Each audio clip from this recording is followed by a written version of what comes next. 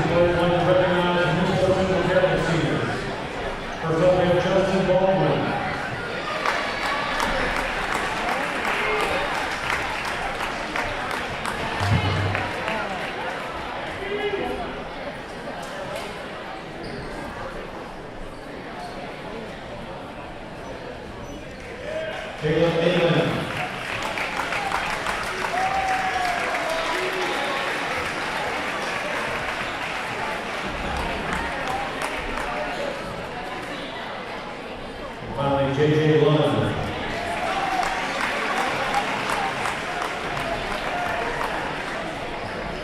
Congratulations, NCC seniors.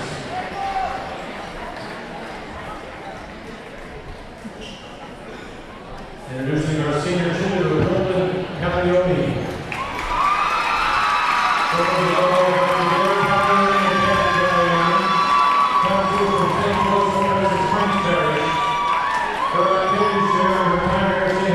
Cheerleading, golf, and tennis. Her favorite high school memory was the first day of cheer practice. I met the most amazing group of girls who support me and love me. They taught me how to cheer, stunt, and taught me what it feels like to be loved. I am so sad to leave it, but I know now it's important to put myself out there and try new things, even if I am scared. And the biggest lesson I've learned from cheer will carry with me for the rest of my life is you can't fly if you're scared to fall. Brooklyn's plans after graduating from St. Henry will be to attend Fort Gulf Coast University and major in pre-med. Ladies and gentlemen, Brooklyn Calioni.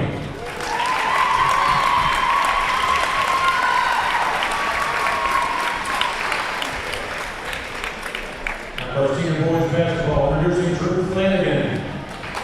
Drew is the son of Sean and Chuck Flanagan, and comes from the baseball players. His activities during his time here at St. Henry include basketball, baseball, and pep club. His favorite high school memory was sophomore year at the Trinity basketball camp. His plans after graduation are to attend UK and study architecture. And Drew Flanagan.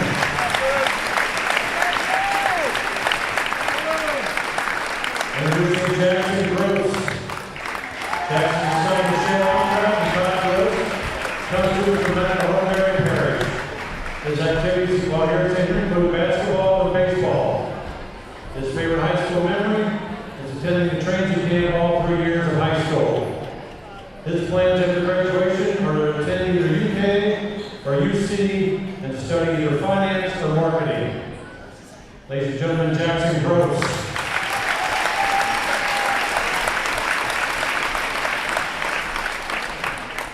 Introducing Ryan Hartman. Ryan is the son of Ed and Nicole Hartman. His activity while here at St. Henry were playing basketball. His favorite high school memory was eating at Garzelli's after the games. His plans after graduation are to attend the University of Louisville and will study psychology. Ladies and gentlemen, Ryan Hartman.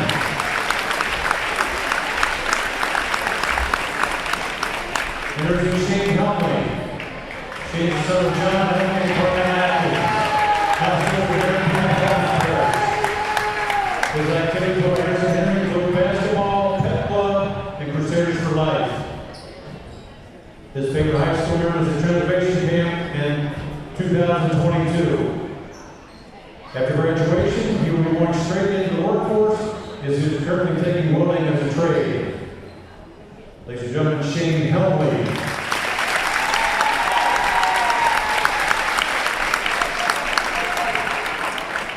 Introducing Andrew Reese. Andrew is the son of Taylor and Brandon Reese, comes from the Ordinary Parish. His activities while here at St. Henry include pep club and basketball.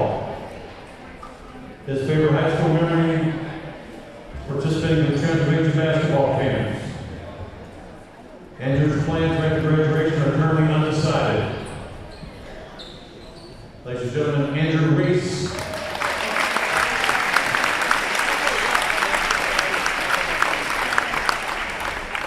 Introducing Brady Shea. Brady's son of Brian and Ken Shea comes from the baseball parish. His activities here in St. Henry include basketball and baseball. His favorite high school memories going to the training with the basketball team and having fun in the dorms. Brady's plans after high school, undecided, but will be attending either University of Cincinnati or University of Kentucky. Ladies and gentlemen, Brady Shea.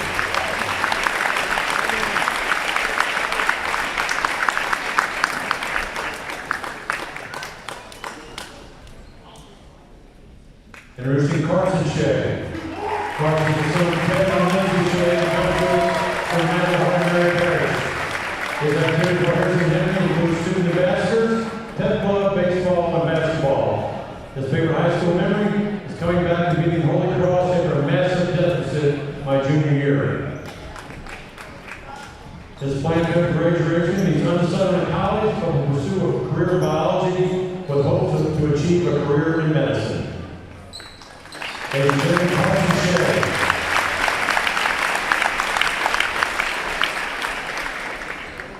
Introducing Sam Seagal. Sam is the son of Rodney and Sarah Seagal, comes to from Mary Parish. His activity for Harrison Henry includes student ambassadors, pep club, and basketball. His favorite high school memory is participating in the Transylvania basketball camps.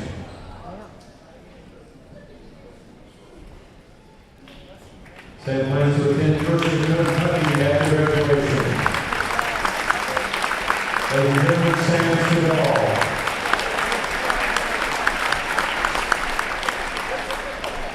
One big round of applause for all of our seniors.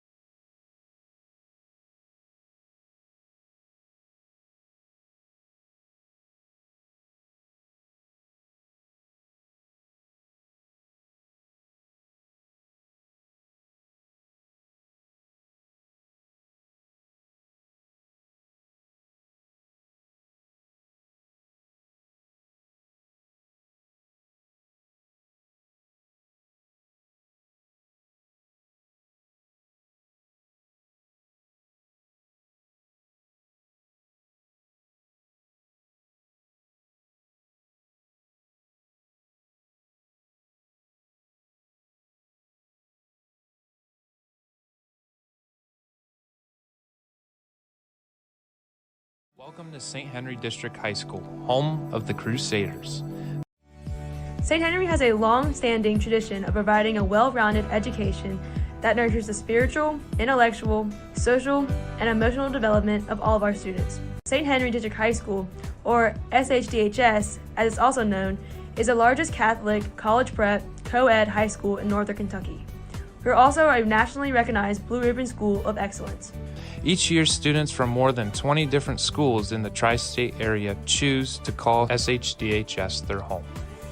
St. Henry offers a warm, family atmosphere where our faculty and staff are focused on meeting the needs of every student.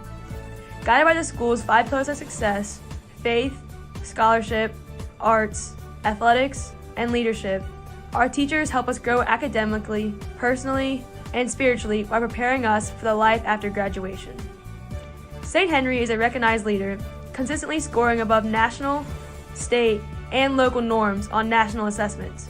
On average, our senior classes earn more than $10 million in college scholarship offers and consistently score 30% above both national and state averages on the ACT.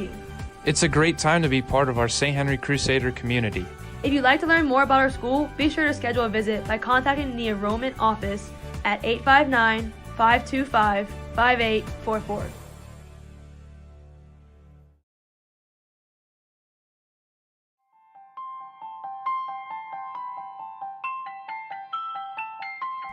At St. Henry, we understand the importance of what it means to be crew-united in Christ. Our faith is at the center of everything we do. We begin and end every day in prayer, attend regular class liturgies and prayer services, and the Holy Family Chapel is open before, during, and after school hours throughout the week. Both inside and outside the classroom, students, faculty, and staff connect with local communities through service, campus ministry, and instruction. Throughout the year, we perform more than 10,000 hours of community service, giving our time and talent to a wide variety of organizations, including local parishes, food pantries, homeless shelters, inner-city schools, and community nonprofits. Through service, we grow to become caring leaders who value human life, are dedicated to family, and live a life in service of others.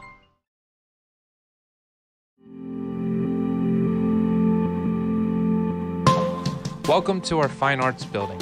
This $8 million expansion project is just one of the attributes that sets St. Henry apart from other high schools in our region. The centerpiece of this building is our beautiful 650-seat Dries Holmes Auditorium. This space was designed to host a wide variety of events, including student productions, band and theater classes, school masses, and community gatherings. The Ed and Betty Duzing Black Box Theater is adjacent to our main theater. This versatile space is used for rehearsals, smaller performances, classroom instruction, and banquets. The Scene Workshop and studio is outfitted with tools and equipment we can use to build stage sets, design and create costumes, and more. The Wilson Family Art Gallery was specially designed to showcase student artwork. It's also perfect for hosting alumni, grade school, and professional art exhibits. As St. Henry students, we have the opportunity to take a wide variety of fine arts courses such as visual arts, photography and film, digital art and design, drama, chorus, chamber choir, and band. These courses are all held in the Fine Arts wing of our campus. Here, we can explore, develop, and master skills in spaces especially designed for the arts. For example, our visual art classroom features an extra-large, northern-facing window wall to bring in natural light, and our main theater is outfitted with state-of-the-art sound and lighting systems.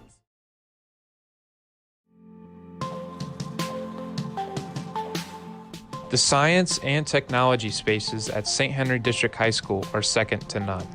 Science, technology, engineering, arts, and math are vital components of our 21st century learning, which is why our campus offers multiple science classrooms, plus 4 dedicated science labs, including the biology lab, chemistry lab, physical science lab, and the Dr. George A. and Dolores E. Renneker STEM lab.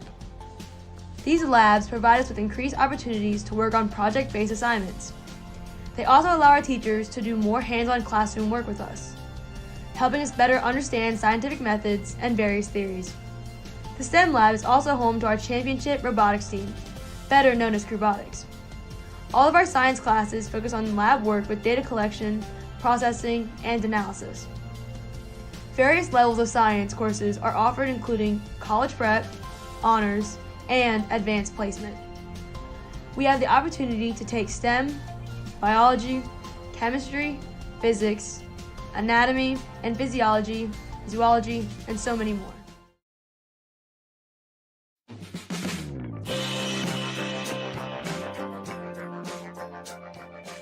Welcome to the AIMS classroom. AIMS stands for Academic Achievement Through Intervention, Mentoring, and Support. The design of this room provides an open and active learning environment which supports the school's student-centered approach to learning. Each student who is enrolled in AIMS is provided with appropriate, individualized academic support. The AIMS program teaches us how to assume responsibility for our own education, as well as how to advocate for ourselves in the classroom. Everyone deserves access to an education that builds a strong foundation for their future success. The key is a mission at St. Henry District High School, which is why a variety of services geared towards helping students succeed are available, including mental health awareness activities, National Honor Society peer tutoring, a teacher-staffed after-school homework center, on-site campus ministry, guidance counseling suite, and much, much more.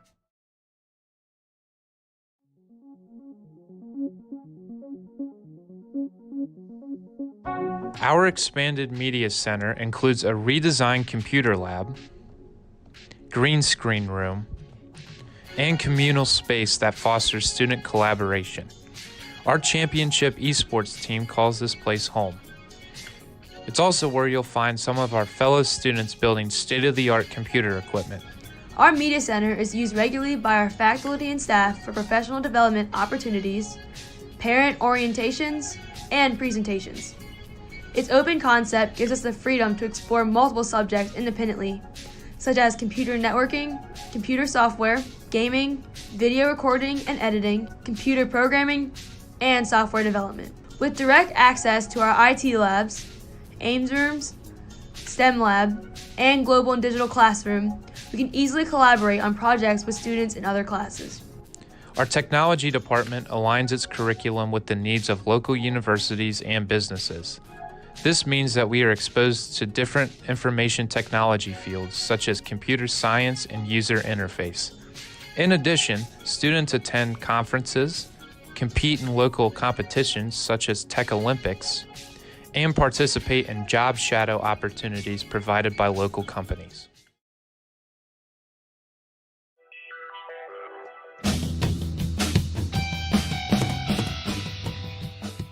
St. Henry's athletic programs have a long and distinguished history, holding numerous titles including more than 65 state championships and 19 All-A state championships. We offer fall, winter, and spring sports. These include golf, soccer, cross country, volleyball, basketball, swimming and diving, cheerleading, bowling, archery, track and field, tennis, softball, baseball, lacrosse, and esports. Located right here on our main campus, we have access to Holbrook Gymnasium, Griffin Soccer Field and Track, Paul Kramer Baseball Field, Wink Kramer Softball Field, and weight room. St. Henry also operates the St. Henry Athletic Complex, better known as the Shack. Located just 2.5 miles from our campus, this facility provides our teams with ample training, conditioning, and practice space. In addition, St. Henry offers a number of clubs and extracurricular activities. These activities give us an opportunity to form new friendships with fellow Crusaders while having a positive and lasting impact on our school and community.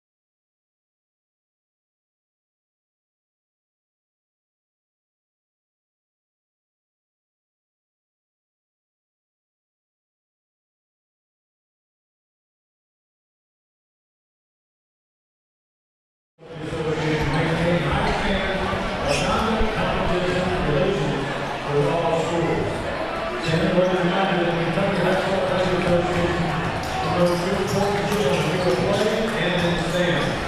We have to use the students, fans, and parents to encourage the student athletes in the spirit of good sportsmanship and friendly competition during the game. We also ask you please refrain from making any derogatory comments toward the athletes, coaches, and officials during this competition.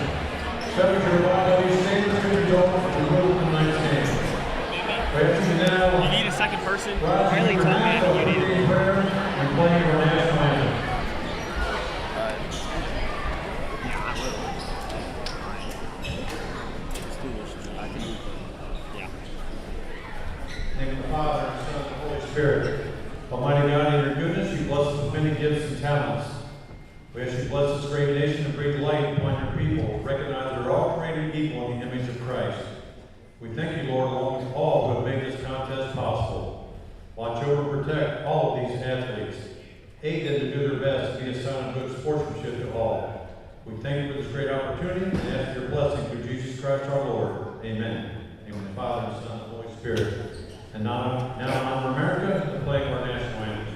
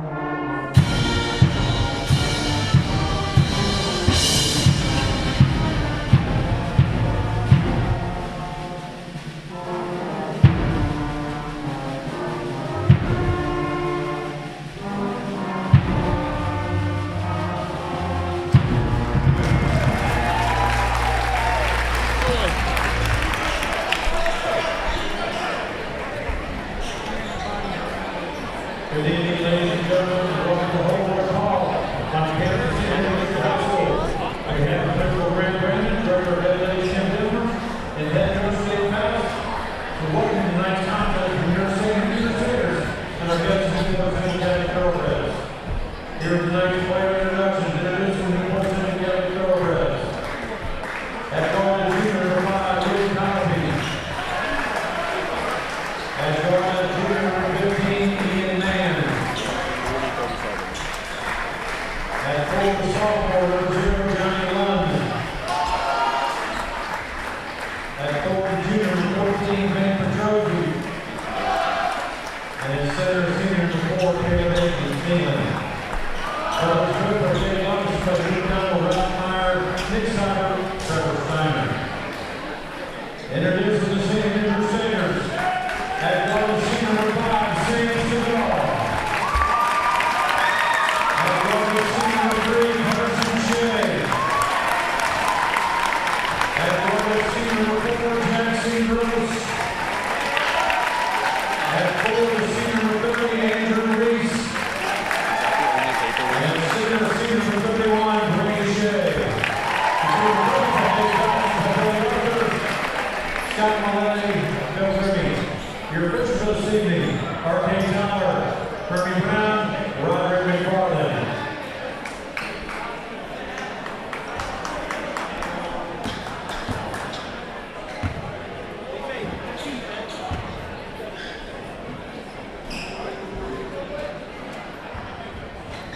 Welcome to Holbrook Hall, where tonight we have a broadcast for Newcath versus St. Henry. Senior night tonight for St. Henry, featuring an all-senior lineup of Sam Stegall, Carson Shea, Jackson Gross, Brady Shea, and Andrew Reese, who will be doing the tip-off.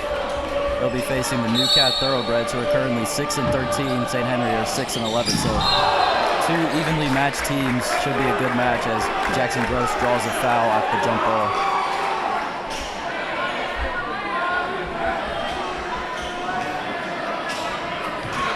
bit of discussion between the refs about what the call is. And they'll decide to redo the jump ball.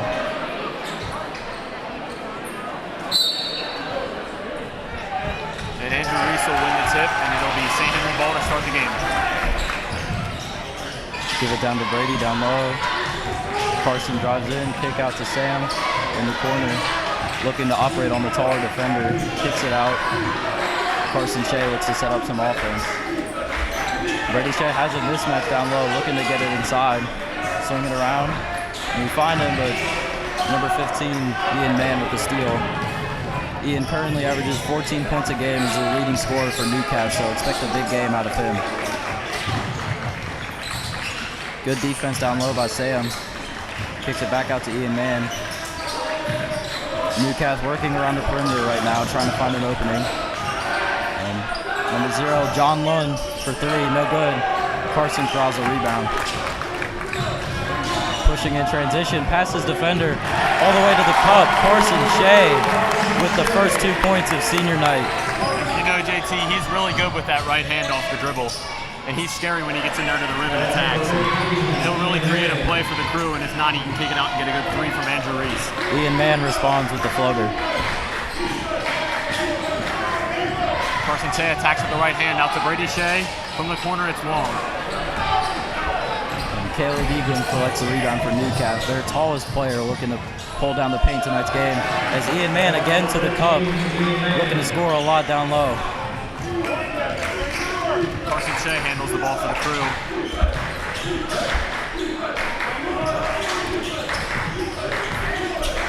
Carson recollects the ball. Andrew Reese now on the wing, averaging about 15 points a game for the crew. Known for a three-point Carry shooting. spill, and the foul's called on number 0. That'll be John Lund, the sophomore. Averages 6 points a game for Newcastle.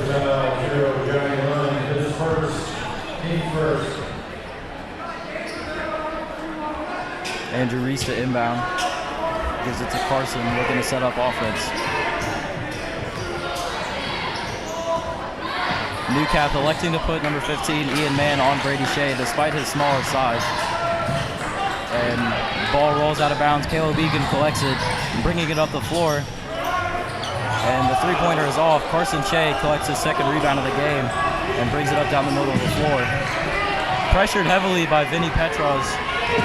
And Louis Colopy out in transition, draws the foul and misses the layup, but he'll have a chance to make up for it at the free throw line.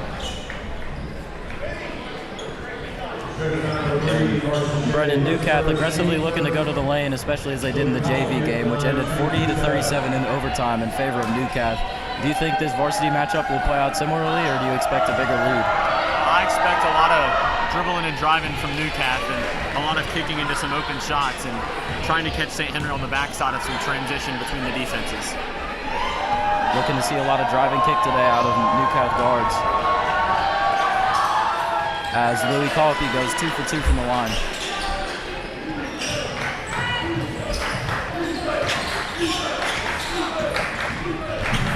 Carson Shea crossing over defender. Kick out to Sam Segal for the mid-range, no good. Andrew Reese flies in and a bit off balance, can't get the putback to go. Bodies on the ground for both teams. And a jump ball's called. Very physical play so far from both teams. And you'd expect it tonight, especially with the crowd. Lots of people tonight in Holbrook Hall, which isn't normal for a St. Henry game. St. Henry elects to leave the inbounder alone, trying to pressure the inbound. Caleb Eaglin comes to midcourt to collect the ball. Thinks about the three, drives in, kick out to Vinny Petros, spin move into the middle of the lane, kick out to Colopy on the left wing, and the three-pointer is good, all net. There's that driving kick I mentioned. Newcastle's going to take advantage of this as the game goes on and get our St. Henry defense on its heels. Jackson Gross responds with the mid-range pull-up. And Ian Mann quickly down the lane and draws the foul on the floor. Good start to the game so far for Louis Colopy, already having 5 points, not missing a field goal or free throw. I played against him multiple times in middle school, and he was always a problem, so expect a big game out of number 5. And speaking of middle school, Brendan, it's also grade school night. We've got a lot of younger middle schoolers in the crowd and audience tonight. Yeah, it's nice to see the support from the younger audiences in the feeder schools, and you think that this could be a motivator to get them to play St. Henry basketball and watching the seniors play before them, and it's really nice to see the younger audience in here getting to see some of the games. Petrov is stuffed in the lane by Andrew Reese, but recollects the ball. Kick out to Coffey, swings it to Mann. In and out cross, into the lane. Kick out to Petros for three. Off the back of the rim. Rebound collected by John Lund. Putback no good. Eaglin gets the ball, brings it down, and can't finish over 4 St. Henry defenders. And that was another common theme of the JV game. Newcath collected a ton of offensive rebounds, especially in the first half. Varsity will look to correct that mistake from JV and get defensive rebounds. This is a very physical Newcath team across all 3 levels, and you're going to see a lot of bashing down low today, and a lot of tall players getting in there and swinging elbows and grabbing rebounds and trying to put this ball back. And you're going to see a lot of physicality from Newcath today. Eaglin sinks the first free throw. Eaglin about 6'5", 6'6", a star player for Newcath, but this isn't even his main sport, as Eaglin is committed to NKU to play golf. So multi-sport athlete. Carson Shea working in the perimeter. Eaglin gets the tip on him, but Carson keeps the ball. Sam Segal brings the ball back up top and looking to set up a play. Andrew Reese curling off the screen. Really gets strong into the cut mid-range right area. there. He's very deadly when he gets around those screens, and Off he's that lights pick, out he's from the perimeter. looking to shoot off of every pick he gets. Andrew Reese shooting about 40% from the three-point line, averaging 15 points a game for the crew. Brady Shea with a mismatch. Decides to pull up for mid-range. No good. Jackson Gross gets on the boards. From Andrew deep. Reese. No good. Brady Shea with the rebound. And St. Henry doing a good job matching the physicality with Newcath, collecting a few offensive rebounds of their own. And Brady Shea will look to score his first few points of the night from the free throw line, where he's done a good job this year. Yeah, and Brady does a really good job at taking advantage of his size and really getting in there down low, getting some nice putbacks and working through the post, and it really opens up the outside for Andrew Reese, and that's where he gets a lot of his points off of the backside in the reverse of the post. Shea makes the first free throw, and Ryan Hartman, another senior, subbing in for Sam Segal. Ryan, originally from Cooper High School, transferred this year to St. Henry to play with some of his AAU teammates, Andrew and Jacob Reese. And he's looking to bring an impact off the bench. Started in a couple games at the beginning of the year, has had a bit of a shooting slump recently, but we'll need him to pick it up for sure tonight. And good pressure from Carson and Ryan, but Ian Mann spins off of them and gets a layup to go. He has 6 quick points in this game, so between him and Coffey, they have 11 of Newcast's 13 points.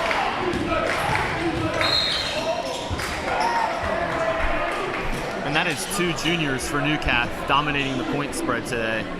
Really putting up a lot of shots. You can see that they're going to dominate next year, continuing what they're doing this year. Shane Helmley subs in, replacing Brady Shea. Shane is also a senior, so he'll be expecting a lot of minutes tonight.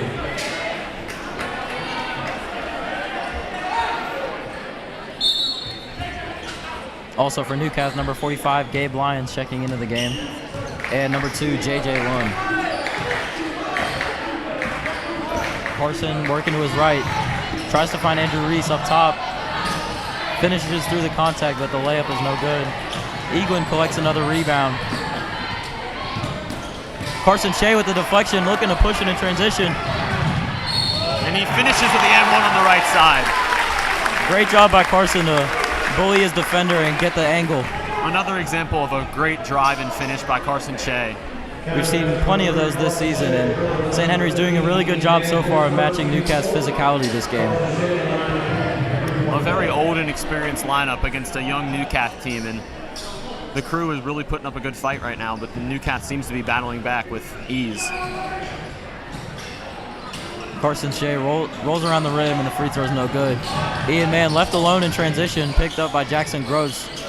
Newcastle swings it around the perimeter. J.J. Lund on the wing, trying to drive in, kicks it out to Eaglin. Good rotation by the crew to get out on the shooter. Eaglin with the crossover, gives it down to Lyons for the layup. And Lyons subs in, immediately makes an impact, getting in the dunker spot and getting a good layup.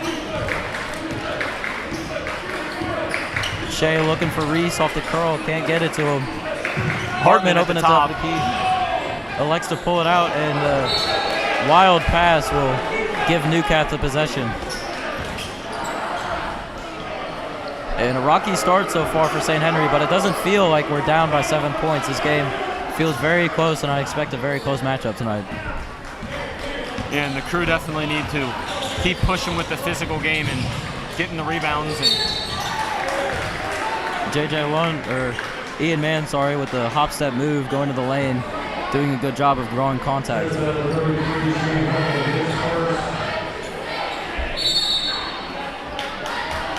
that'll be a timeout for Newcath.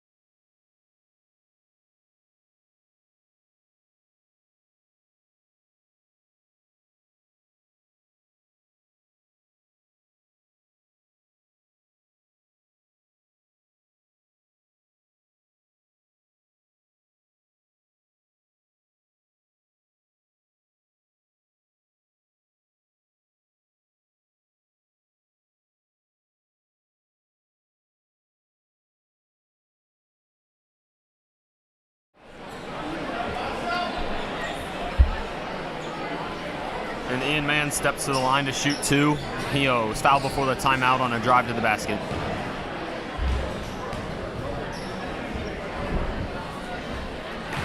First free throw is good.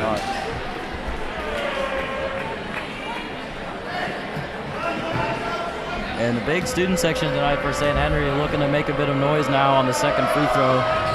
And it doesn't matter to Mann as he sinks both free throws. And he decides to apply a light pressure to Carson Shea, bringing up the ball.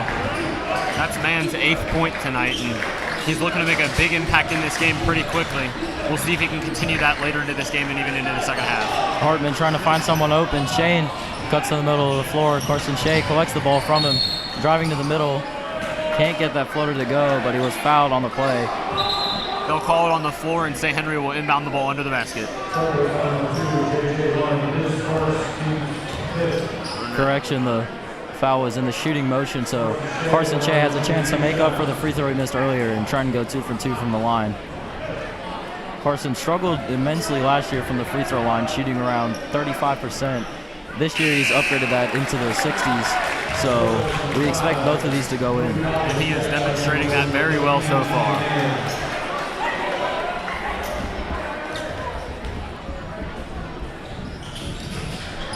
And Carson goes 2 for 2 from the line, and St. Henry looking to get into a press, but Colopy quickly beats it and draws the foul on Carson Shea. St. Henry fans disagree with that call. And that will be the Crusaders' 5th foul, sending the Newcath Thoroughbreds into double bonus. Both teams have 5 fouls in the first quarter, and with the new KHSAA ruling, it's after 5 fouls in 1 quarter, the other team automatically enters double bonus. And Jacob Reese set to sub in for St. Henry, a junior, younger brother of senior Andrew Reese. He's joined the starting lineup in the last couple of games, but due to senior night, he had to sit. And 2 amazing shooters here in the Reese brothers. It's really exciting to see what they're going to be doing in their future, with Andrew Reese having multiple college offers to play D1 basketball, and Jacob Reese as a junior still growing and ready to play the rest of his junior and senior seasons. Yeah, especially with 8 seniors in this year's lineup, a lot of the kids from the JV and especially varsity lineup that don't get as many minutes this year will have a big role to play next year. and this gives big opportunities for our juniors and seniors to step up and really show Coach Faust what they're made of, and to put up some good points and really show them what they're worth. Andrew Reese buries the three, and Andrew Reese proving Brennan right as he sinks the deep three. Not afraid to shoot from that far. He's got the range to do so. And he also tips the ball, but J.J. Lund collects it. Jackson Gross getting scrappy, and J.J. Lund aggressively pulls the ball out from Gross. And if you went to the Newcath game last year at Newcath, you'll remember J.J. Lund. He had a bit of a reputation with the student section there as being a scrappy player, and he's a villain on St. Henry basketball. Not many people like him around here. He will go to the line on the foul by Jackson Gross.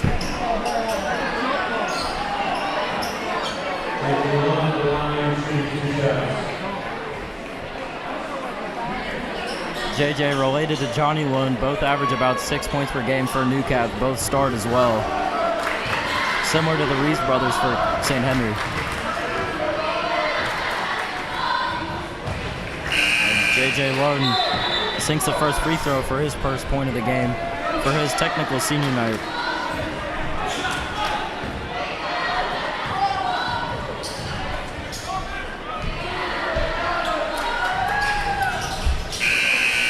And Lund sinks both, and Ian Mann will sub him out.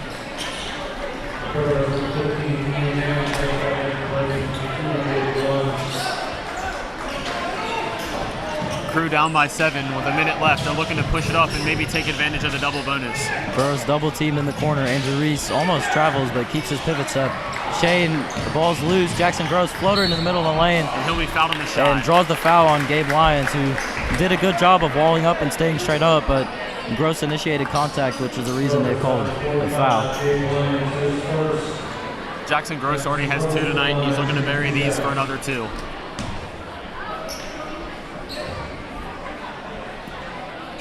Sinks the first one. St. Henry cheerleaders can also be seen on the baseline. Don't come to every game, but they've been showing up the last couple of nights, especially tonight for seniors. Brooklyn Calione, the lone senior captain for St. Henry cheer team. Lund brings it up with a lot of in and out dribbles. Going into his left, kick out to Johnny Lund, driving to the middle. Floater no good, blocked by Gross, and the ball will roll out of bounds. Good defensive possession there by St. Henry, looking to close out the quarter with 40 seconds left.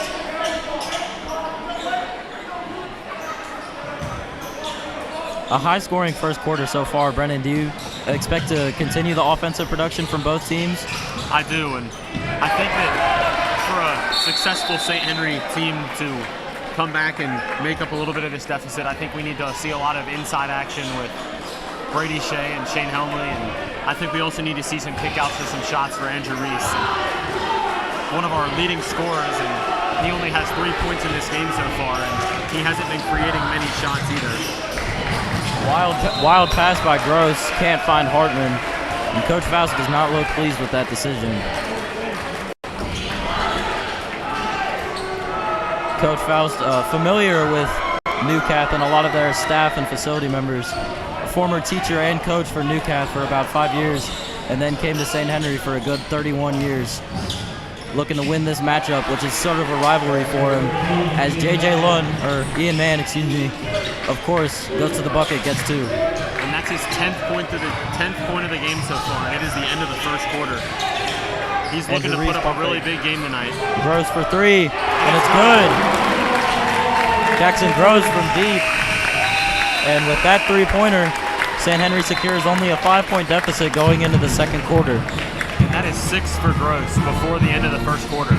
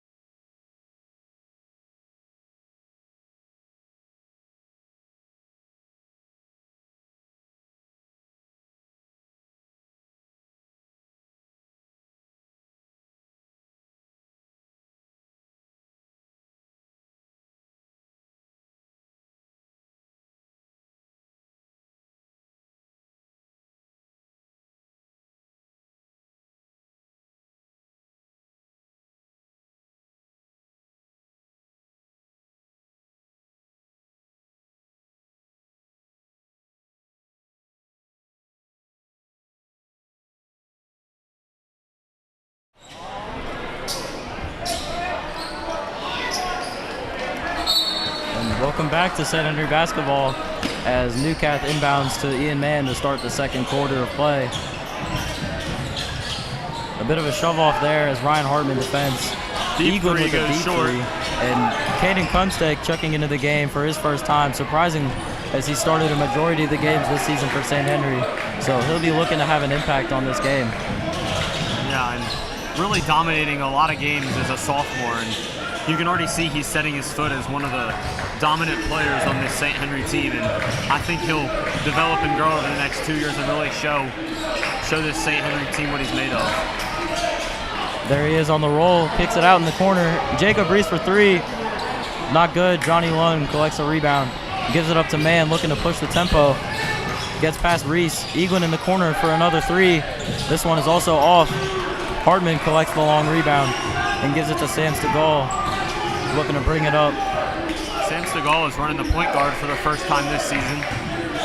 Reese thinks about the three, kick out to Hartman.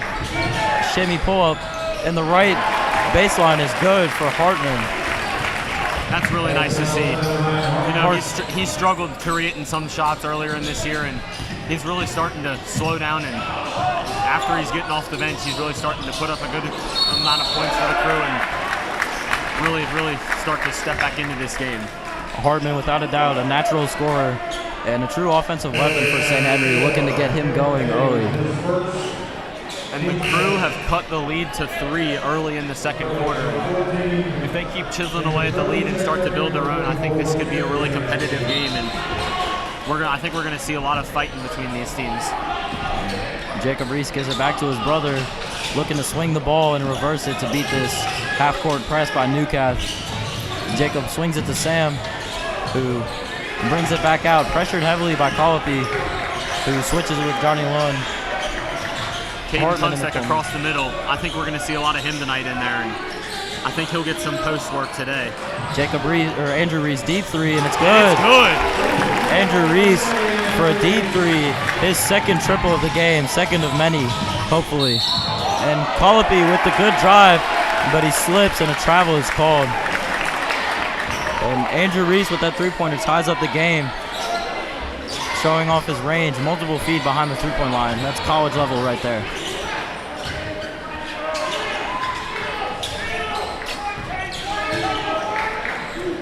Stegall looks in the middle. Stegall looking to run an offense. And Will Sandfalls for Newcath checking into the game for the first time. Probably their biggest, tallest, and heaviest player out of JV, freshman, and varsity. And he'll look to provide some physicality for Newcath. Yeah, and he is really good at getting in there and crashing the offensive boards, and he really demands a body on him at all times when he gets in there. Colopy handoff to Mann, looking to operate in the middle. Hop step to J.J. Lund in the corner, and the three-pointer is good. J.J. Lund coming off of the bench and immediately scoring. Another one of those kick-out threes for Newcath, and it's just very hard for even a good basketball team to just get around there and get on that shooter with a man in the middle and help defense coming over. Newcath doing a really good job so far of driving to the middle, creating help defense and kicking it out. As Andrew Reese getting another jump shot to go, this time on a pull-up mid-range. And that's number 8 for Reese. It's good to see him going offensively. He looks extremely comfortable out there.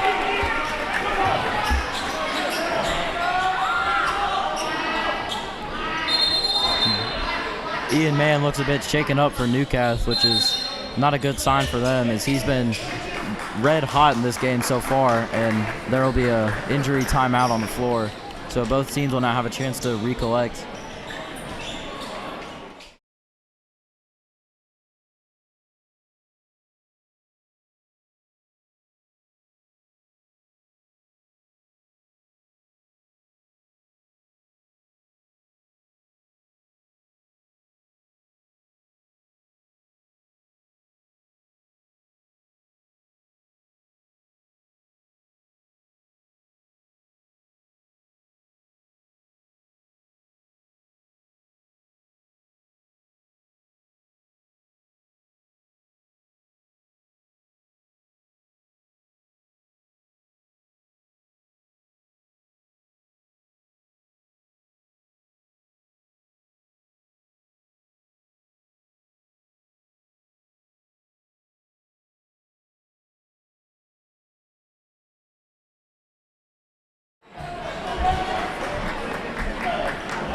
And St. Henry doing a good job coming back from a 5-point deficit after the first quarter and only down 1 point right now. Brennan, what do you think St. Henry has to do to continue this momentum? I think we need to continue seeing outside shooting and rotating it through the middle and getting these kickouts, just like Newcastle utilizing with their drive. And I also think we need to look inside and utilize the big men we have on the floor, be it Caden Kunsteck, Shane Helmley, Brady Shea. And diving on the loose ball is Sandfoss and Stegall. Possession arrow in favor of St. Henry. Good hustle there by Sam. And Jackson Groves can be seen at the end of the bench talking to the trainer. He seems to have injured his elbow. So not sure if he'll be re-entering the game, but that's a sad story to see, especially with the hot start he had. Making a three, making a free throw, getting to the lane.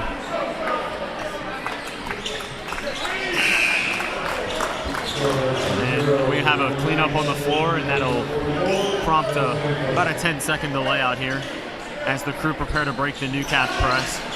Reed Fetters, younger brother of Trey, doing an amazing job wiping up the floor.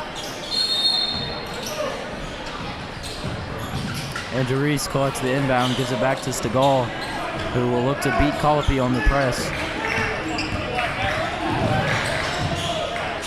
He gives it back out to Andrew. Looking to shoot, fadeaway, that's his shot, and it sinks.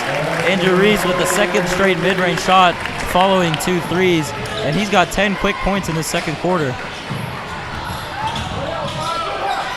The drive and kick, and he buries it. Another drive and kick outside shot by Newcastle, and they are pounding the crew right now with that outside shot, really demanding a hand on that shooter.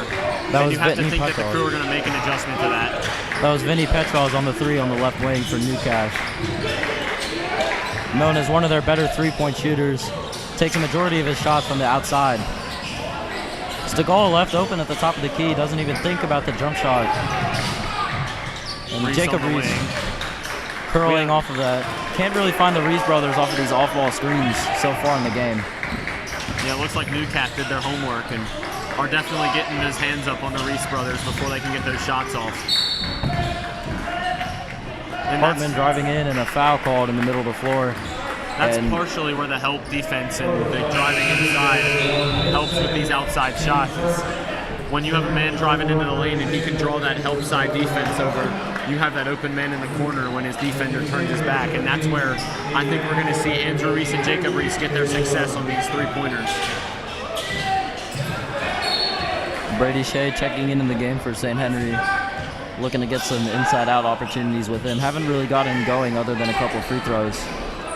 I think this is going to be interesting. We have 2 of our larger players into the game at the same time with Brady Shea and Caden Kunsteck, and it looks like Kunsteck is going to be running the middle. Newcastle in a sort of 1-2-2 zone. And Jacob Reese almost makes him pay, but his brother, Andrew Reese, collects the putback, and Andrew now has 12 points. Big brother cleaning up the mess. And it's blocked by Kunsteck at the rim. He's Andrew a large Reese with the defensive ball. presence.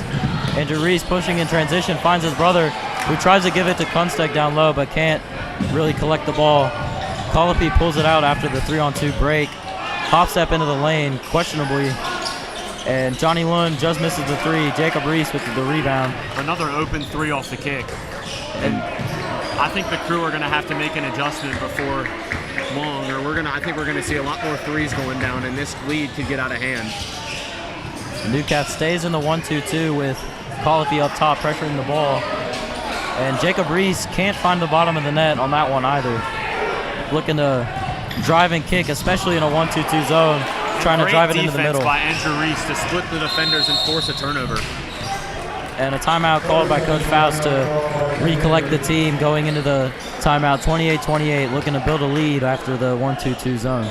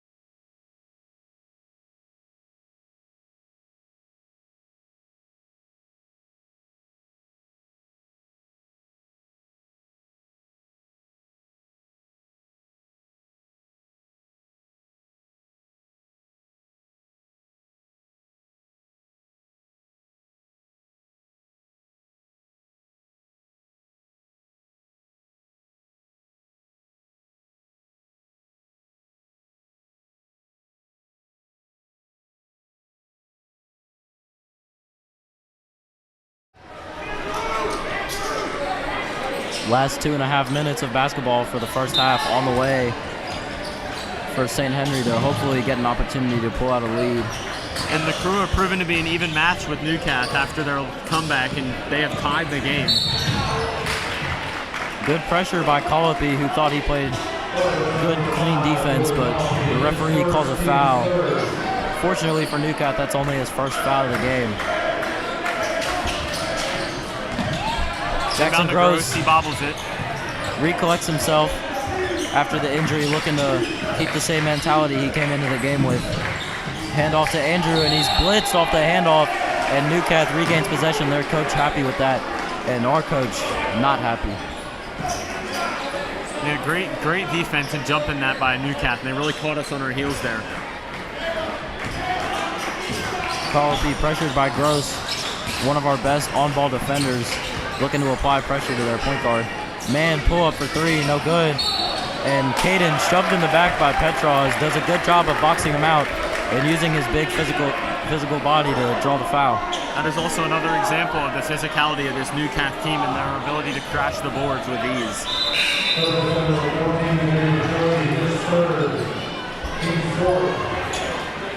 And that'll be Petros' third personal foul, which is not a good sign for Newcath, a starting member of the starting five. He'll be out for probably a majority of the game. Shea collects the ball with the smaller Lund guarding him. The pull-up three is no good, and Man collects the rebound. Kick out to Colopy for the three in transition, no good. Two quick threes, and this game is starting to get more of a catch and shoot and fire, and you think that one of these teams is eventually going to slow it down and start taking it to the rim and seeing if they can take advantage of that. Newcath looking to score early as possible in their last couple of attempts.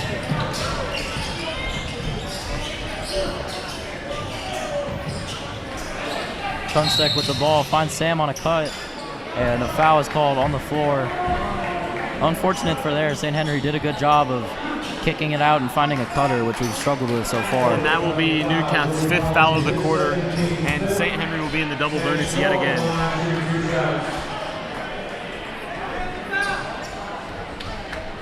Sam Segal at the free throw line hasn't had too many opportunities to shoot free throws this year, but he's a capable shooter. We expect these to go in.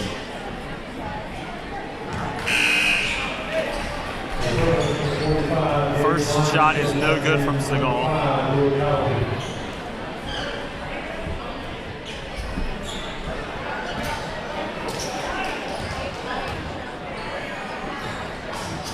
Second one falls though, and Segal will score his first points of the game. And after the free throw, Hardman replaces Gross, who seems to be struggling trying to deal with his injury. So Ryan Hardman will come in for the last minute and a half of the game to try and close out. And he'll get a quick steal. Brady Shea running the floor, doing a good job of getting to the block, but can't finish on the layup. Johnny Lund pulls in the defensive rebound and draws a foul against Andrew Reese. That is the Crusaders' first foul this quarter. Really an unnecessary foul too. So St. Henry's been doing a good job of playing physical defense without fouling. St. Henry is up in the press. Reese, DeGaulle, and Hartman on the other side of half court looking to apply some pressure. And Lund can't get the screen from Eaglin, drives left, and an offensive foul is called against Ian Mann, who uses his off arm. Correction, fouls against Ryan Hartman. Based on Hartman's reaction, I assumed that it was an offensive foul, but Newcath will retain possession. Looking to give it to Mann off the inbound for a three, drives it in, no one picks him up, and the layup rolls in for Mann. And after an explosive start for Mann and getting 10 quick points, that was his only 2 points of the second quarter so far. Andrew Reese being face guarded by Johnny Lund had difficulty even getting the ball on that play. And a wild pass sees Stegall in the corner. Brady Shea attacking, kicks it back out, and the Crusaders are looked to hold the ball for the rest of the remaining time in the quarter. Hartman on the cut physically tries to get positioning, but Mann collects the ball, hops that move into the lane, and Reese stays square, doesn't use his body, and tips the ball. And Caden Kunstek showing a little bit of his sophomore side. Kind of forced that pass into there, and you can really tell that he's younger and hasn't had that maturity and experience in the game yet. Newcath to inbound.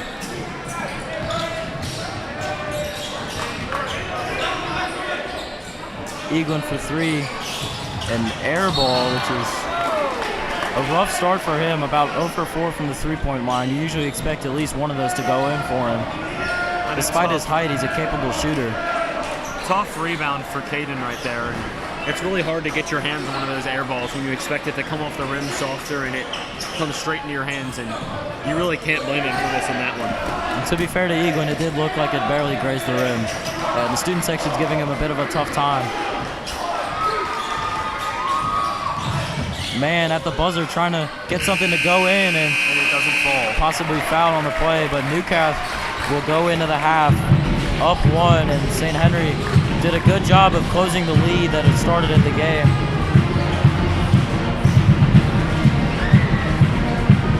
Who's getting the ball? What? Who's getting the ball? I think you were, right? I said I was going to. Now I'm up here, so you're good. I need to get a water. All right.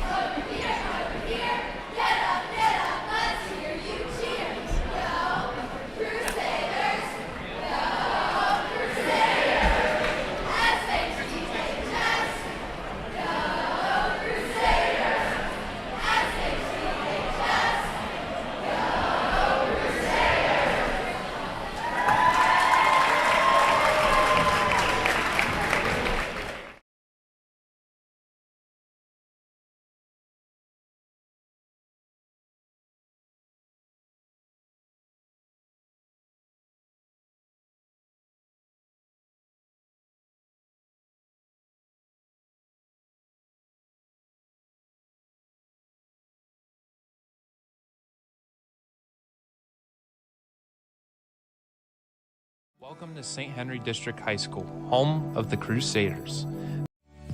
St. Henry has a long-standing tradition of providing a well-rounded education that nurtures the spiritual, intellectual, social, and emotional development of all of our students. St. Henry District High School, or SHDHS as it's also known, is the largest Catholic college prep co-ed high school in Northern Kentucky.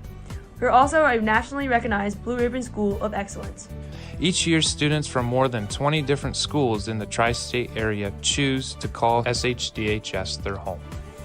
St. Henry offers a warm, family atmosphere where our faculty and staff are focused on meeting the needs of every student. Guided by the school's 5 pillars of success: faith, scholarship, arts, athletics, and leadership, our teachers help us grow academically, personally, and spiritually while preparing us for the life after graduation. St. Henry is a recognized leader, consistently scoring above national, state, and local norms on national assessments. On average, our senior classes earn more than $10 million in college scholarship offers and consistently score 30% above both national and state averages on the ACT. It's a great time to be part of our St. Henry Crusader community. If you'd like to learn more about our school, be sure to schedule a visit by contacting the enrollment office at 859-525-5844.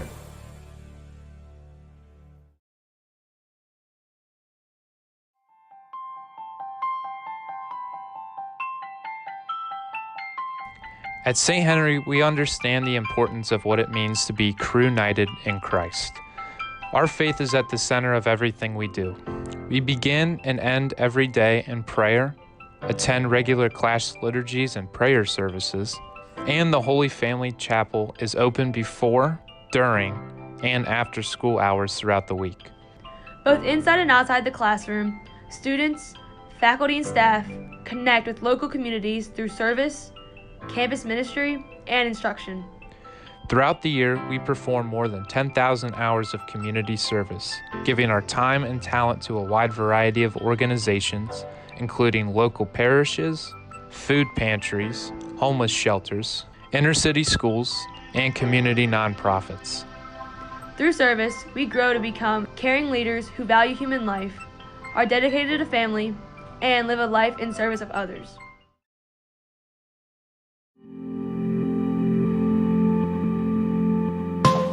Welcome to our Fine Arts Building.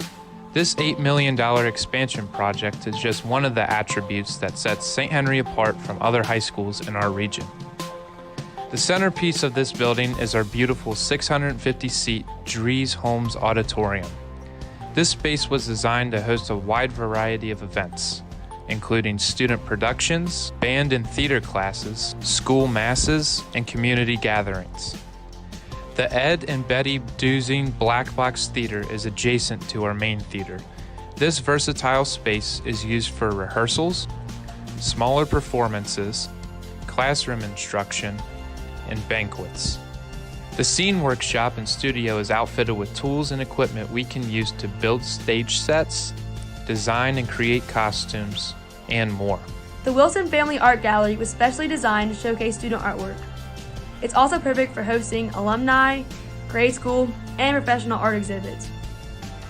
As St. Henry students, we have the opportunity to take a wide variety of fine arts courses such as visual arts, photography and film, digital art and design, drama, chorus, chamber choir, and band. These courses are all held in the Fine Arts wing of our campus. Here, we can explore, develop, and master skills in spaces especially designed for the arts. For example, our visual art classroom features an extra-large, northern-facing window wall to bring in natural light, and our main theater is outfitted with state-of-the-art sound and lighting systems.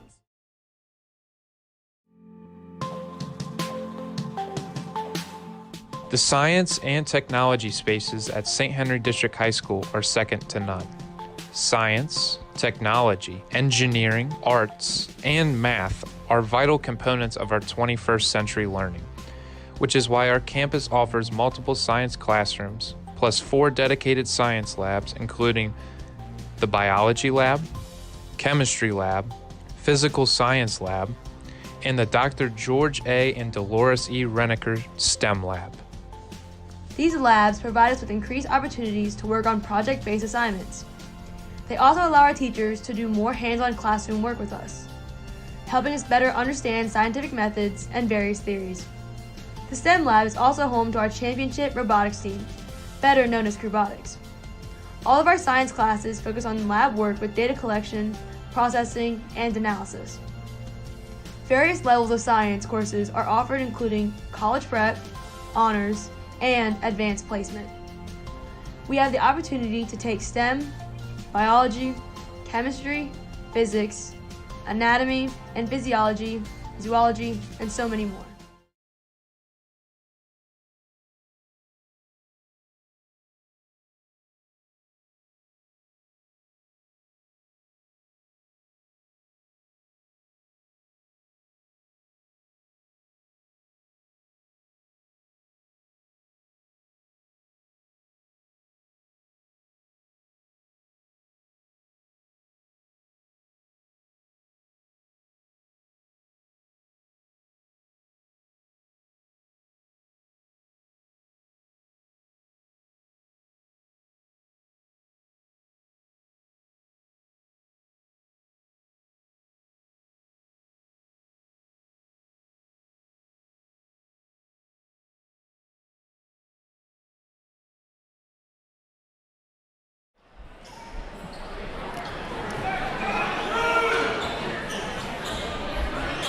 Welcome back to Holbrook Hall. It is the start of the second half, and it'll be Thoroughbred ball. Thoroughbred leads by 1. It is 30-29. At the start of the second half, we'd like to recognize all the St. Henry seniors participating in the events of tonight. Firstly, our lone senior cheerleader, Brooklyn Caglione, and then our 8 senior basketball players, Drew Flanagan, currently injured, Jackson Gross, Ryan Hartman, Shane Helmley, Andrew Reese, Brady Shea, Carson Shea, and Sam Stegall. We would also like to congratulate our girls team, Liz, Aubrey, Josie, Kayla, Taylor, Sydney, Morgan, Carmen, and Anna Lee.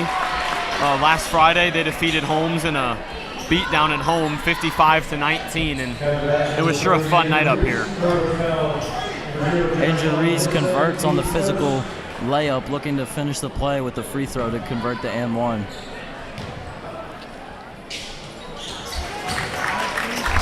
He'll get the M1 to go, and it's a tie ball game at 32. Andrew Reese picking up where he started in the second quarter. He now has 15 points, 12 of those coming in the second quarter, as Eaglin carries the ball, and Newcath a bit shaky to start.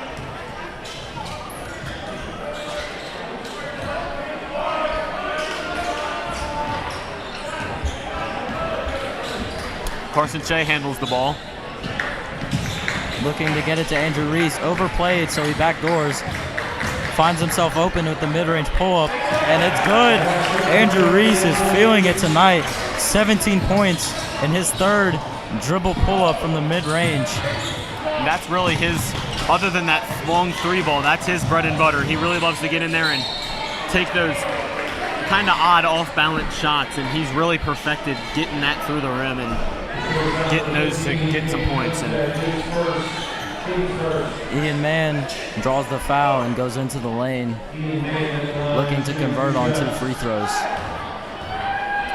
He had a large 10-point first quarter and could only end the half with 12. And the free throw bounces around the rim for a while before dropping out of the rim.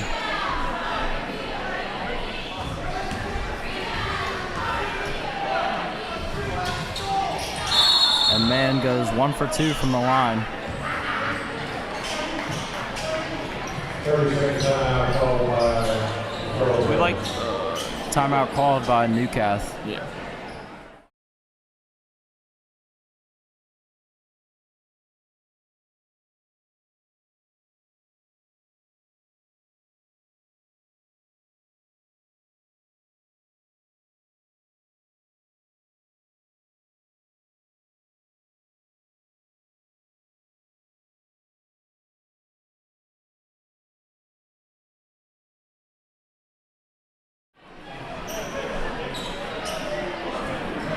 Coming back from the break, we'd like to give a shout out to a few basketball alumni. Rhett Ravenscraft, Ethan Kaiser, and Matthew Riesinger in attendance. They were seniors last year, and it's nice to see them come back and support the crew on their senior night. And you can tell that the seniors are really happy for them to be here, and these are some former teammates of the crew last year, and I bet the crew really supports that, really accepts that support. Something really special about St. Henry basketball is not only at senior night, but at a majority of home games, you'll see at least 2 or 3 alumni, former players, going to these games and supporting as Brady Shea finishes through contact to get the putback.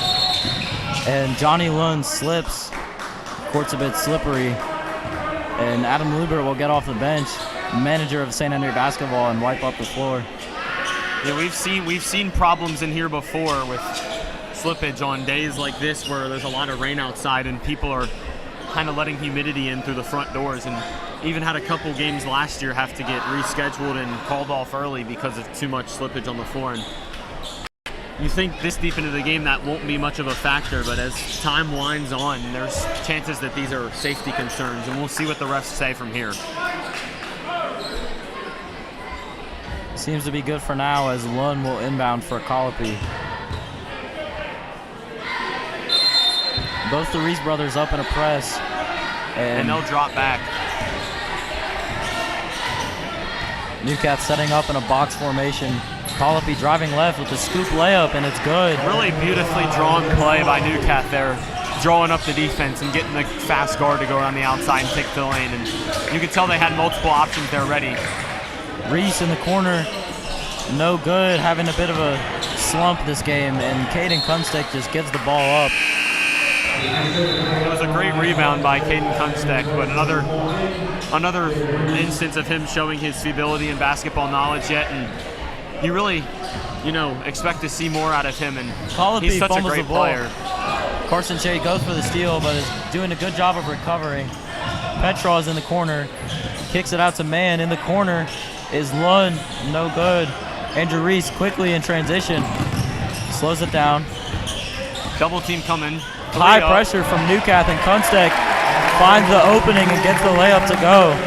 Right there, Caden Kunstick looking like a veteran, finding the opening in the defense and getting open, and an awesome pass by Andrew Reese to create the play for Caden Kunstick. Colopy once again on the left side of the lane. Carson Shea with a hop step and gets it to go, so Colopy and Shea going back and forth. That's 6 for Shea tonight. Petros thinks about the 3. Eaglin has it open, doesn't look at the rim. Johnny Lund now with the ball out to Colopy. Can't find man on the cut. Carson goes for another steal, and Petra is open, thinks about another 3. This Newcath team is really, really strong with their cuts and passing, and really opening up the floor with their inside finishing and their outside shooting. Colopy does a good job using his physicality and controlling his gather steps to play through the contact and finish. And that's 6 straight for Colopy on the drive. And with numbers like that, you also have to figure out that there's also going to be outside shooting. And that's what's so harder to defend about this Newcath offense is the outside shooting plus slashers like Mann and Colley who can get in there and really pound the boards and get in there and finish on you. Colopy beats Carson Shea down the lane and goes up strong, draws the foul, almost gets the end one to go. They'll have an opportunity to make 2 at the line. Another great instance of that drive. It seems like he is playing and the defense is giving him what he wants. And if the Crusaders really want to step in here and stop him from scoring, they're going to need to send some help side defense or put somebody else on Colopy, it seems. Colopy can't convert on the free throw.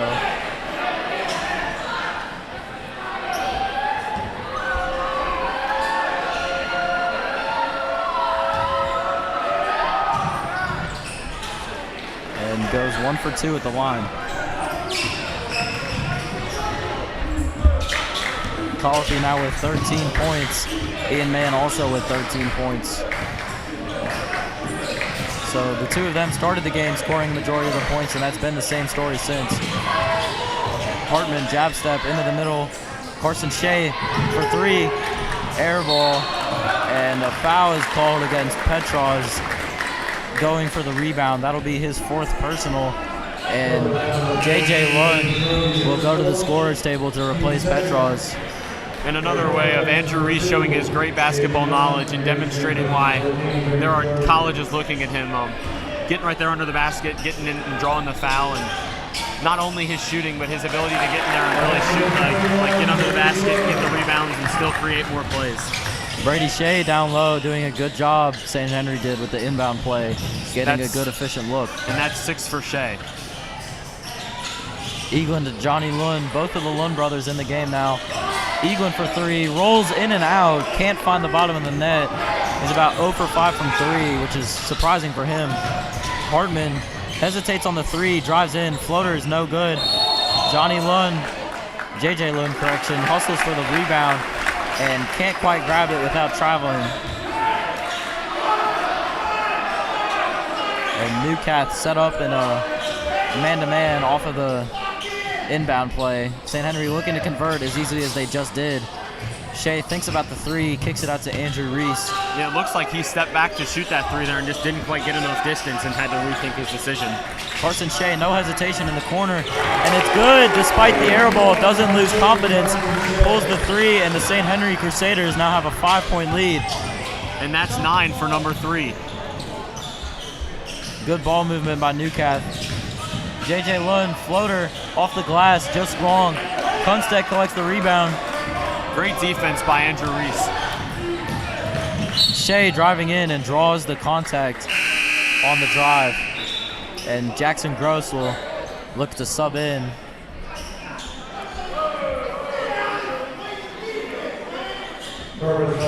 Newcath coach does not appear to be happy with one of the players on his team, and we'll see if he decides to make a sub or not. And a timeout will be called. 30-second timeout.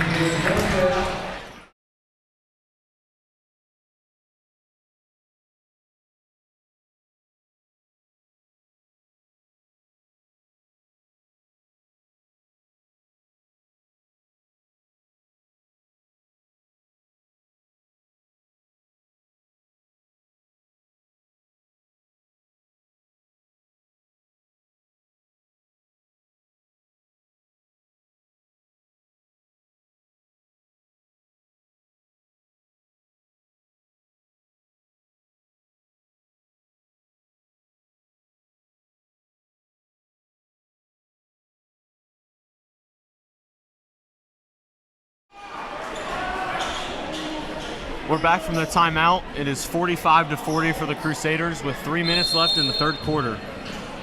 Shea to inbound. St. Henry 1 for 2 on the previous inbound plays within the last minute. And Brady Shea in and out on the hook shot. Kick out to Andrew for the 3, and it's just off the rim. That is one of the hardest shots to defend in basketball right there. A kick out 3 off of a rebound, and you can see that across all levels, be it NBA, college, or even grade school basketball. It is a very hard shot to get out and defend after your team crashes the boards and an offensive rebound tips the ball back to the outside. And Brady Shea surprisingly called for the foul despite him falling on the play. And he'll be subbed out, replaced by Caden Kunstedt. Caleb Eaglin does a good job leaving his defender and driving in.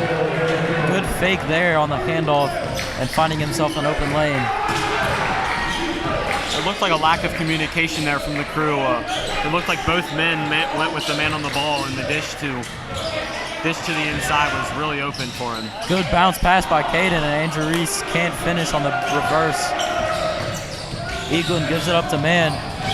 In and out, hop step. That's his move. Good defense by Kunstedt. With the rejection, Andrew Reese out in transition. Pulls up at the free throw line, no good. Hartman collects the offensive rebound, and JJ Lund called for the foul with the aggressive use of the off arm. That'll be JJ Lund's third foul early in the second half, and you'll see if they sub him in here for a second or give him a break and see if he can just keep the fouls from coming. So St. Henry have another opportunity to inbound the ball and get some quick points. Kunstedt on the cross cut, and Shea finds him. That's 4 for the sophomore. Lund thinks about the 3, might have traveled. Eaglin pump fake, and probably should have shot that first one. Looks because like Hartman got a hand on it. Jump ball called. Hartman and Lund on the ball. And possession arrow will favor St. Henry. So good defensive possession there by St. Henry. Newcath probably should let the trigger go on some of these threes because they're open looks, but they're a bit hesitant. And with St. Henry's possession, you have to wonder if there's another foul here. Can the Crusaders capitalize off of the 5th foul free throws? That's another thing to think about as Crusaders bring the ball up the floor. Newcath dropped back after originally being in a press, decides to fall back. Hartman's pass tipped, and Colopy gets the ball in transition, gives it to Eaglin, doesn't even think about the three. Mann, hop step, that's his go-to. And Ian Mann with another drive to the bucket. Just his 3rd point here in the second half after an explosive first quarter. Shea to the rim and draws the contact. That'll be Newcath's 4th personal foul, or 4th team foul, excuse me. And you think after the Cruz adjustment to guarding Mann, that's the reason that this lead has died down so much. And since one scorer isn't on getting all the points and they're stopping him from getting all of them, that it kind of opens it up and forces other players on Newcath to step up that there's a lack of right now. Crusaders have done a good job of shutting down the major offensive weapons as Shea makes his first free throw, as that was Newcath's 5th personal or team foul.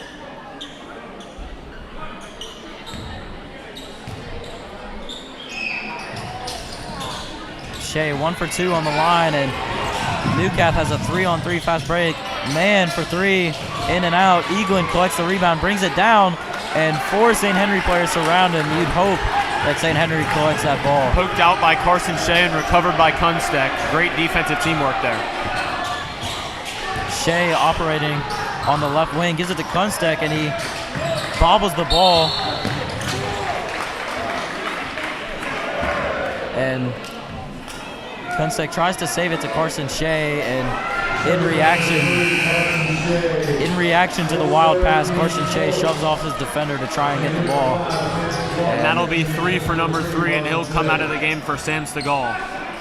Really an unfortunate situation there. Carson didn't need to foul him, but it was an obvious foul right in front of the ref, so there's no doubt he was calling that.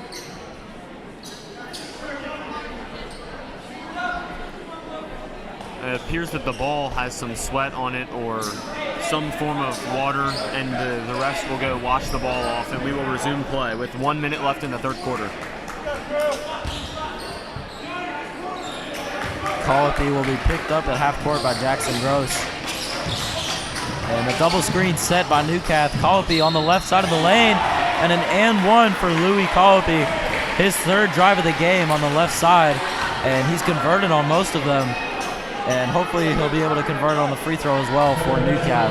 That's number 14 for Colopy, and he's really gotten to the rim too much for the Crusaders to handle in this game, and he's starting to become an offensive threat. And you have to think that the Crusaders need to step up and stop him, or this game could change very quickly. Gabe Lyons checks into the game for Newcath, replacing Mann after a good quarter, getting back onto his offensive production. And Colopy can't sink the free throw, and the ball will roll out of bounds in favor of Newcath. And for how much Colopy has been attacking the rim this game, that is just his 3rd free throw of the game. You think he'd get fouled inside more with some size and getting quick around there. Colopy operating in the mid-range. Pivots, gives it out to Lyons. Doesn't go for the 3. Good pressure by Hartman. Colopy no good for 3. Eaglin with another offensive rebound and goes up and draws the contact. And Newcath, despite the 2-point deficit, are starting to gain a bit of momentum going into the 4th quarter. Coach Faust does not look happy with the amount of offensive rebounds the Crew are giving up and drawing their 5th foul. Late in this quarter, it might not affect him, but it might end up coming back and biting him in the butt. And Newcath struggling from the free throw line. If they make a couple of these, this is a tie or a winnable game for Newcath. as Petrov subs back into the game despite having foul trouble. Petros has 3 tonight.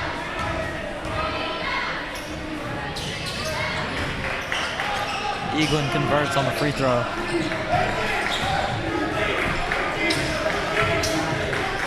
Andrew Reese brings it up the right side, asking to be trapped, but we get it out of there. It looks like a 1-3-1 defense from the Thoroughbreds. Yeah, Newcastle has been playing a lot of zone tonight, so hopefully the Crusaders will consciously make a decision and be able to respond. Crusaders need to make quick, thorough passes here and start breaking this defense, working it inside. Kick out to Zagal, pump fake 3, no good. Eaglin collects the ball and travels. And the shot will not count as he traveled before, but it doesn't really matter much as Newcastle comes back slightly, and it's still a tie game, 48-47, tight game. And it'll be Thoroughbred ball when we return.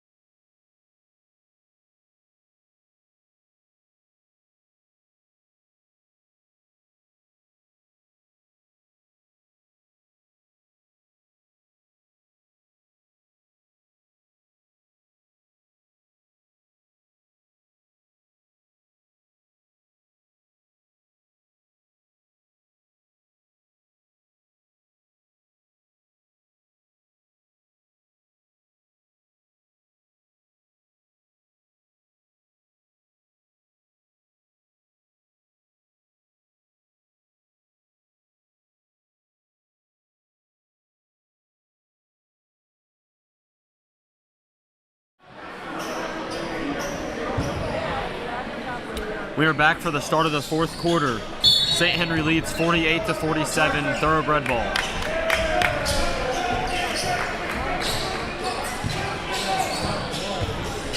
Call up the handoff to Johnny Lund, who will bring it out to the top of the key. Newcastle looking to operate through Colopy as he's had a hot start to his game. Johnny Lund driving. Can't get the layup to go. Carson Shea corrals the rebound. And it appears that there might be some injury trouble. Number 4, Caleb Eaglin, sees the athletic trainer during the break, and he has not returned to this game.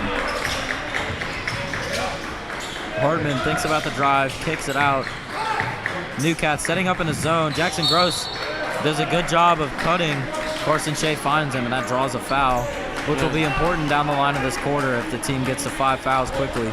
Yeah, that was a great way of finding a hole in the defense and really attacking it. And even though it did not end up in any points for the Crew, it draws a foul and the Crew remain possession of the ball. And with that foul, Petros fouls out with 5, and Sandfoss and Lyons will also come out as J.J. Lund, Ian Mann, and Caleb Eaglin sub on.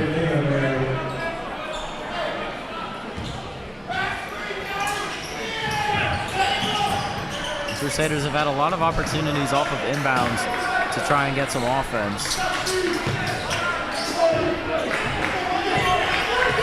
Carson Shea surveys. He directs Jackson Gross to the corner.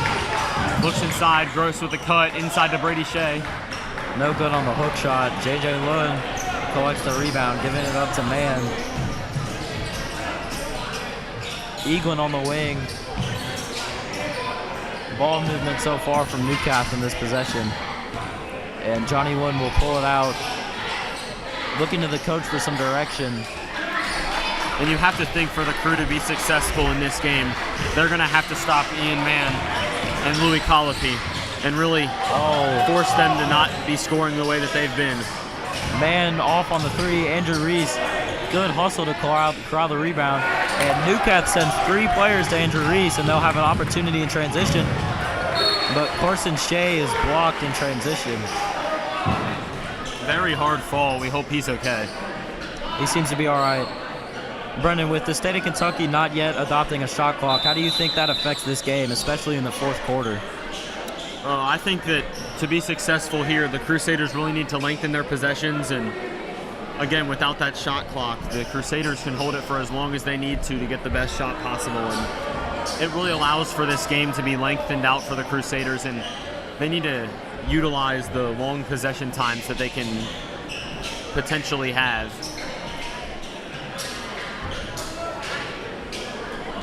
More slick floors, and the mop will come out once again. Shea to inbound.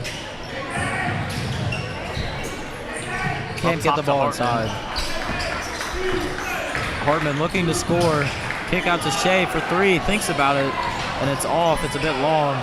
And Shea tips out the rebound. He seems a bit confused about that call, and Newcath will gain possession. The Shea jump shots have not seemed to be going in today, and those two, the cousins, Brady and Carson, normally seem to be making a lot of more threes than they have been, and you think that could also be a factor in the 1-point lead by the Crew and maybe not a 5 or 6 point lead. And Colopy, for the 3rd time this game, driving to the left, scooping with the inside hand, and St. Henry can't seem to stop it. But Newcath can't seem to stop St. Henry as Gross gets open, collapses the defense, and kicks it to Shea, who on the opposite block gets the layup to go. And Colopy now has 16 in this game. Man drives in, gets his own rebound, and a foul is called on the floor against St. Henry.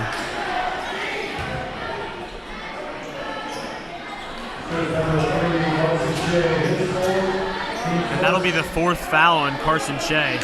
And it looks like Sam Seagal will be coming into this game for him. Something to note, the possession arrow is for the Crew. A jump ball will give the Crew possession back.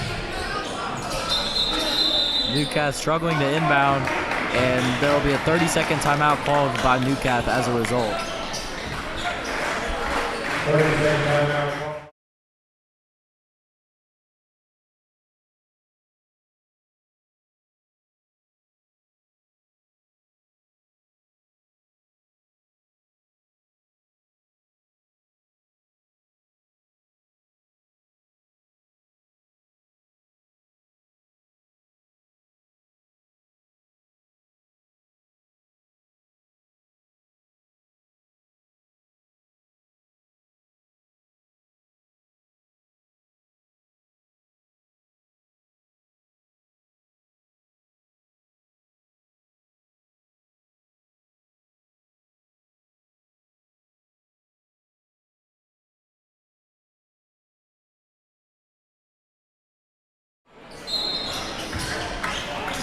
Newcath to inbound after calling a timeout. You have to wonder if that burning of a timeout on that inbounds play could come back and affect them later in this game during crunch time. Colopy off on the 3. Hasn't taken many shots from the perimeter. He's really done a good job of driving and kicking. Stegall checks back into the game for St. Henry. Kicks it to Hartman. Thinks about the 3. Brady Shea finds the hole in the zone. Just can't get the ball. Andrew Reese for 3. And that's good. That's a really good shot by St. Henry. Being patient, swinging the ball around the perimeter, and finding their guy. And that's his 8th point this half. Reese has 20. Man, heavily pressured.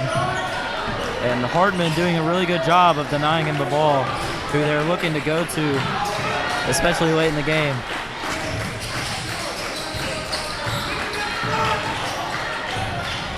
Man with the crossover step, and there's a travel called on his hop step. He's done that hop step move to try and establish position in the paint, and the referees for the once called a travel. It appeared there was going to be an offensive foul for a moment, but the refs rule a travel, and it'll still be St. Henry ball. Another slick spot on the ball, and you have to think that if this game could have been any later in the day, that it might be out of hand and that there could be a safety concern with the amount of slickness in this gym. St. Henry definitely notorious for having slick courts, especially last year. There was a big controversy in our game against Holy Cross where St. Henry was down 28 points at one point in the game and came back and won it in crunch time. And fans of Holy Cross and fans of Northern Kentucky sports were a bit upset that St. Henry's court was very slippery. So hopefully that won't play a factor into this game. And a rare Andrew Reese air ball in the last shot, but Drew gets the rebound and looks to get another one up. Oh, Hardman probably could have taken that jump shot. He got a lot of space.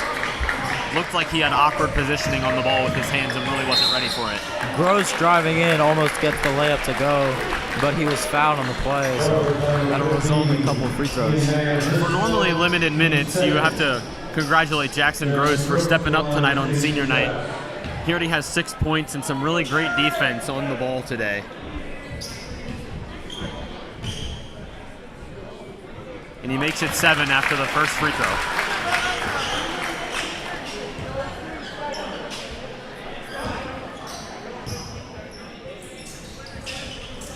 Gross goes 1 for 2 from the line. Both teams really struggling from the charity stripe.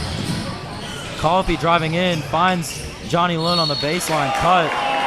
Can't get the finish to go, but a foul is called, and Coach Fowle's not pleased with that. Throws a towel up in the air. That was a really pretty pass right there. And there might have been a little bailout with the foul, but we'll see if that matters and if the Thoroughbreds can hit these free throws.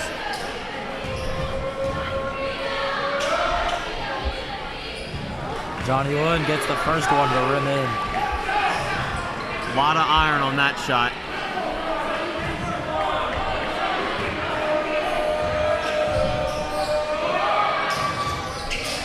And Johnny Lund 2 for 2 from the line for the sophomore. Andrew Reese starting to run point guard, and you know, with a point guard like him who can score the ball so much, it really forces Newcastle to change their defense and step up and guard him on the ball, and that'll open a lot of the backside shots. Hardman collects the wild pass, and St. Henry gets a lucky break there with Sam Stegall being in good position for the layup, and Coach Fowles calls a quick timeout to try and recollect.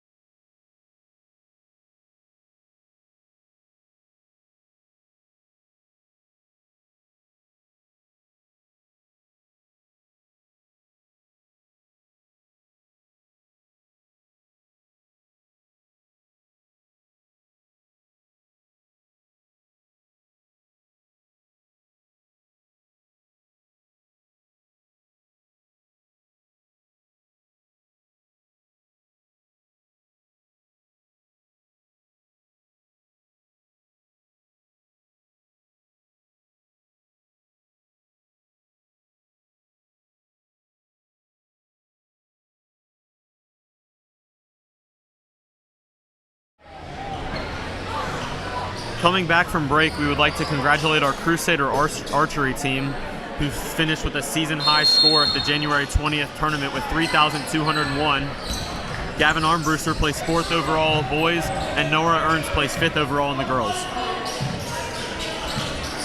Eaglin has the ball, pressured by Gross, and Lund pulls up the 3. Not a great decision there, but the ball will favor Newcastle.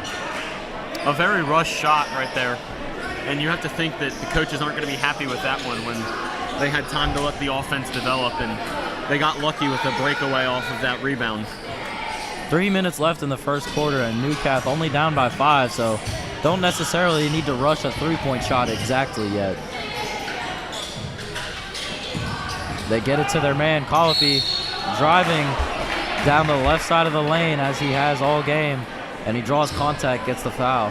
Colopy really loves that left side, coming off of a pick.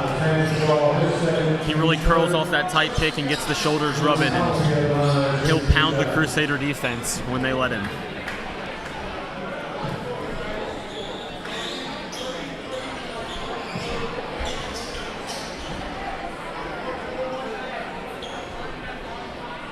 the refs having a conversation. And there will be a ref timeout, and the mop will be requested at the far end of the floor. It appears there is yet another wet spot on the St. Henry floor.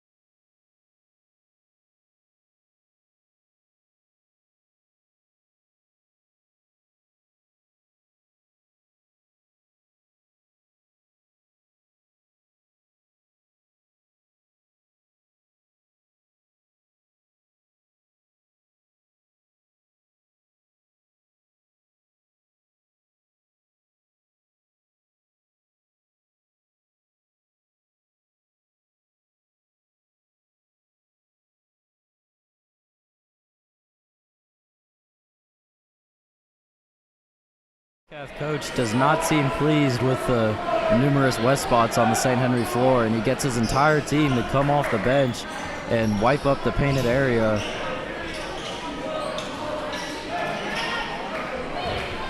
After the ref timeout, here is Colopy to shoot 2.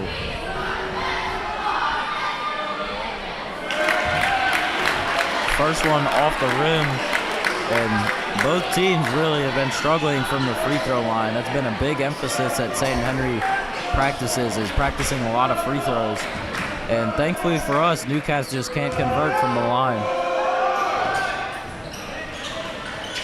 Second free throw is good, and that is number 17 for Colopy. Brady Shea pops out to get the ball. And a defense chant started by Newcastle bench, which can be heard over the St. Henry student section. That's a bit embarrassing, student section. Pep Club, you got to do a bit better there. Brady Shea operating on Eaglin, uses his size, but can't get the reverse to go. Eaglin about 6'5", but has a bit of a thinner frame, hasn't been seen in the post that much. Crusaders in a 2-3 zone. You'll have to wonder if this change will bring about less inside action and more outside action, or if they'll still find ways to break the Crusaders on the inside. Newcastle doing a good job of going against this 2-3 zone by moving the ball quickly. Really quick ball movement. This is a really pretty break of the zone. And Eaglin in the corner gets his first 3 of the game to go. Newcastle doing a really good job of adjusting right off the zone. And the big man Eaglin with 5. A surprisingly down game for him. He usually averages closer to 14. Really pretty cut by Andrew Reese and a good find by Brady Shea, but they have to pull it out to the corner.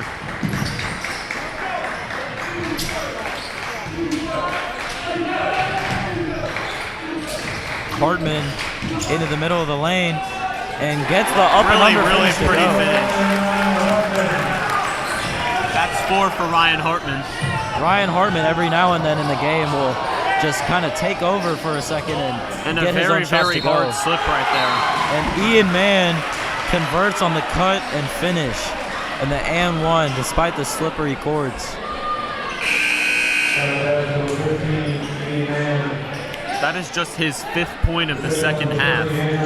After an explosive first quarter where he put up 10 points, he has only scored 7 since then. You'll have to wonder if that is one of the main reasons why the Crew are only 1 point in this game, and if he kept putting up his numbers, that the Crew would be down by a little bit more.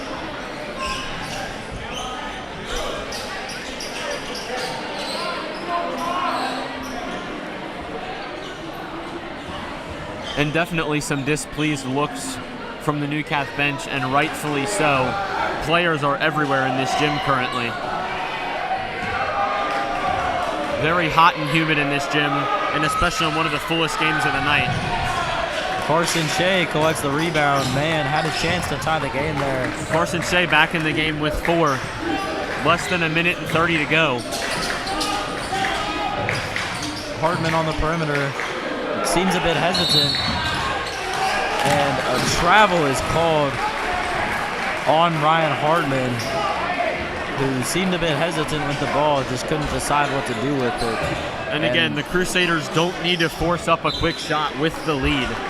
They need to they can slow down their offense and definitely run a more set play.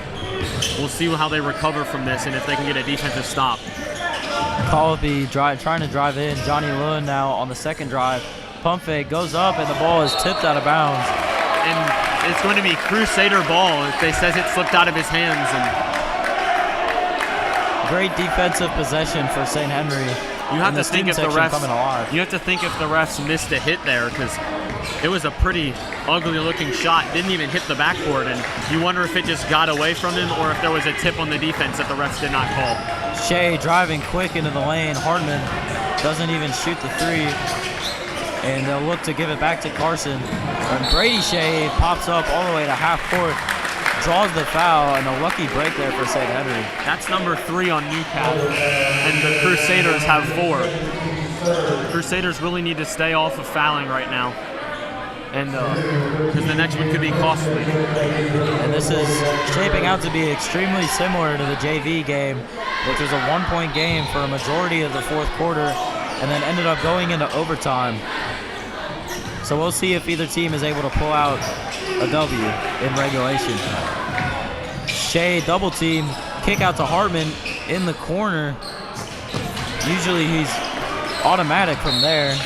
And it looks like the Thoroughbreds are going to start fouling. The Crusaders do not need a shot. They can rotate this ball around as long as the Thoroughbreds will let them. But when the fouls start coming, the next one the Crusaders will be shooting. Jackson Gross subs in for Brady Shea so that the St. Henry Crusaders can have better free throw shooters in. And with that, Newcastle calls a timeout.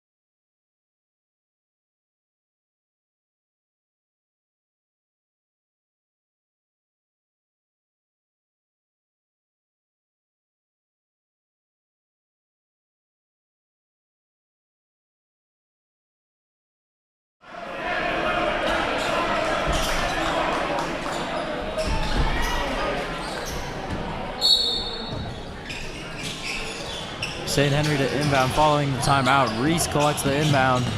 Does a good job handling the pressure. Hardman almost out of bounds. And Eaglin questioning if he was out or not, but he picks up a foul there. And that'll be the 5th team foul of the quarter, sending Andrew Reese to the free throw line. It'll be Hartman at the line, correction. And, you know, he has, looks like 4 points in this game. And these are some big free throws. Hasn't been to the line yet. I bet there's some nerves running through his veins right now, and we'll see if the senior can keep it up and make these free throws. Might be the biggest free throws of the game for the Crew.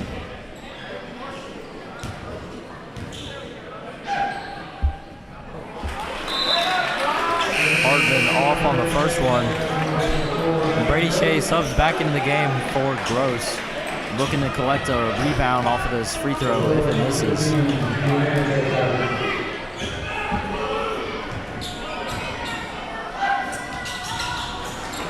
And Hardman over 2 from the line. Unfortunate situation. Ball to the corner.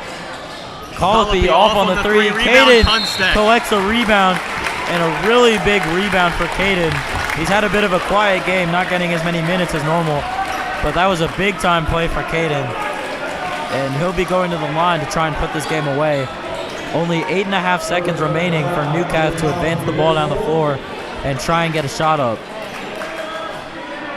Can the sophomore step up?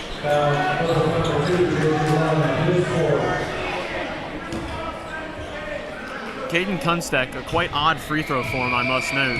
He starts way off to the right side and then almost makes the shot along the side. But he still is automatic from the free throw line.